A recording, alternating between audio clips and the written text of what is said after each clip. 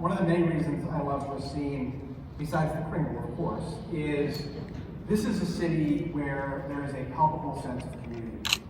Whenever you're in Racine, you can feel that this is a place where people come together, they care about each other, they respect each other, and as the county executive said, we don't have enough opportunities to do that right now amidst this pandemic, and it is great to be here, to see so many people coming together.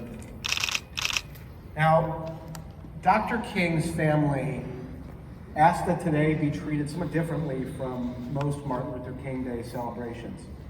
They asked that today be a day of action for voting rights. And as you just heard Representative McGuire talk about, as you heard the mayor talk about, the police chief, this is an issue that is one that was central to Dr. King's legacy, but remains an issue for so many of us today. And I take their call for us to speak about voting rights and to act on it as a call not to make today a day of simply happy platitudes, but also to make it a day of hard truths. And I think we need to think about where we have come from on voting rights, where we are now, and where we need to go in the months and the years ahead to make sure that we continue strengthening this democracy rather than seeing it eroded. And I can go back to 1965.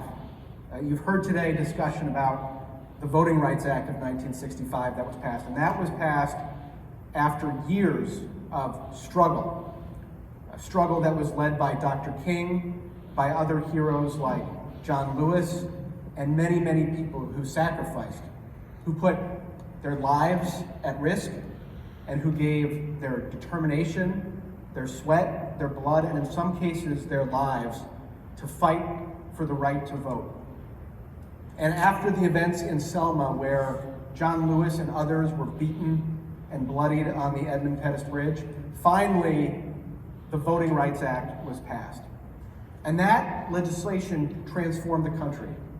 It particularly transformed southern states, but it made a difference throughout the country, and it guaranteed that every American, regardless of race, was entitled to an equal opportunity to elect the representatives of their choice. And it required a number of jurisdictions in the country to go through a pre-clearance process, a review, to prove that their legislation wouldn't make it harder for people to vote on the basis of race or other characteristics if they were going to change their voting laws.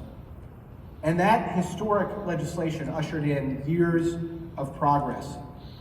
Voting rolls swelled in some southern states where the registration rates for black voters had been suppressed to incredibly low levels due to segregation and Jim Crow.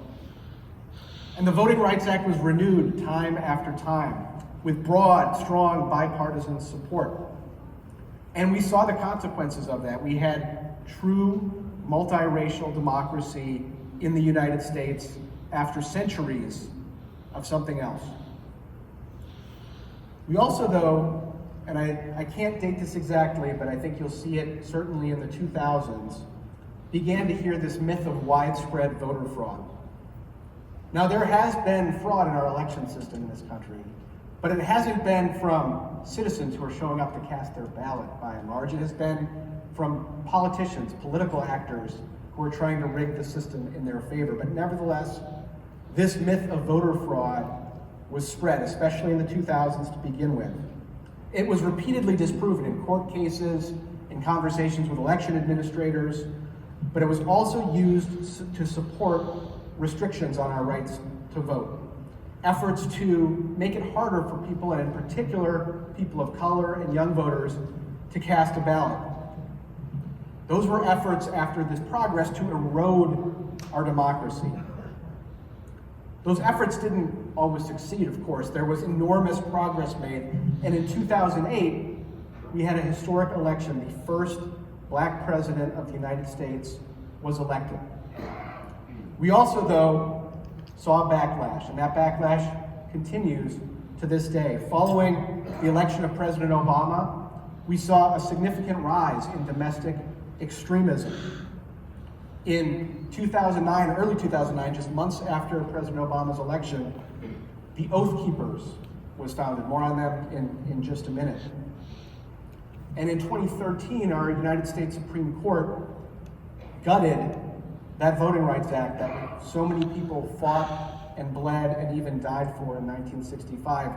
The Supreme Court concluded that the Voting Rights Act was outdated, that its protections for voters were no longer needed through the pre-clearance process, and it's been diluted even more since that time. And in some places, new restrictions on voting followed that Supreme Court decision, the Shelby County case.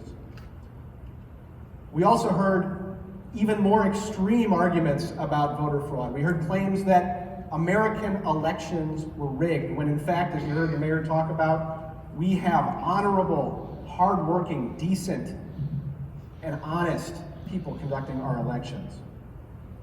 And we began to see something that I never thought we would see in our lifetime, not only voter suppression, but efforts to subvert the results of election hijacking, as some people call it. In 2018, Governor Evers was elected and I was elected, and shortly after our elections, actions were taken to reduce the authority of our offices. And in my inaugural remarks, I said that the adherence to the principles of our democracy must always take precedence over our policy goals of the day.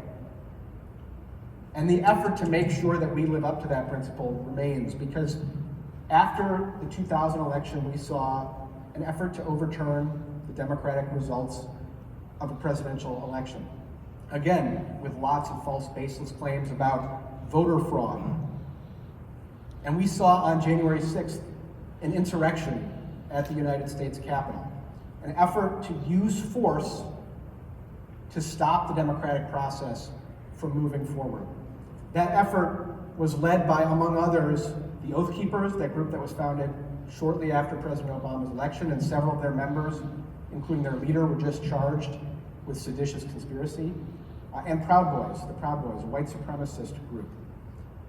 So there is a concerted effort to undermine the progress that has been made as we move to true multiracial democracy, where every voter has an equal opportunity to be heard, and that the people we elect represent all of our voices collectively.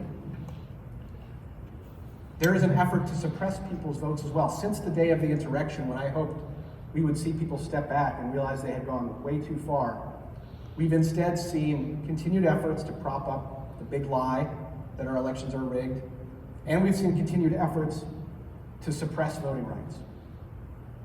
So that is the context in which we are here today. That is why I believe that Dr. King's family has called for something different today. They've called for a day of action in support of voting rights.